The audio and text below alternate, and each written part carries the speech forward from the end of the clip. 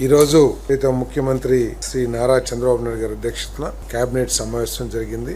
ఈ సమావేశంలో ముఖ్యంగా ఈ రాష్ట్ర అభివృద్ధి కోసం రాష్ట్రంలో ఏదైతే పెద్ద ఎత్తున పెట్టుబడులు తీసుకొచ్చి ఈ రాష్ట్రాన్ని పారిశ్రామికంగా అభివృద్ధి చేసి దాదాపు 20 లక్షల మందికి ఉద్యోగావకాశాలు కల్పించాలనే ఏదైతే లక్ష్యం ఉందో ఈ ప్రభుత్వానికి, దాంట్లో భాగంగా ఈ రోజు 39,436 కోట్ల 84 లక్షల రూపాయలకు సంబంధించిన ప్రతిపాదనలకి ఆమోదం తెలియజేయడం జరిగిందని చెప్పేసి మనం చేస్తాం. వివిధ శాఖల్లో industries and commerce, I&I, IT టన్నిటి మూలం కూడా జూన్ 2024 నుండి ఇప్పటి వరకు SIBP ఆమోదించిన ప్రాజెక్టులు 260, పరిశ్రమలు వాణిజ్యం 80, ఇంధన శాఖ 69, IT ENC శాఖ 49, పర్యాటక శాఖ 41, ఆహార ప్రాసెసింగ్ 19, I&I 2, మొత్తం 9,36,246 కోట్ల పెట్టుబడులకి ఆమోదం తెలపడం జరిగింది. దీంట్లో దాదాపు 70-80% కమెంట్స్ కూడా చేయటం, యాక్టివిటీస్ కమెంట్స్ చేయటం కూడా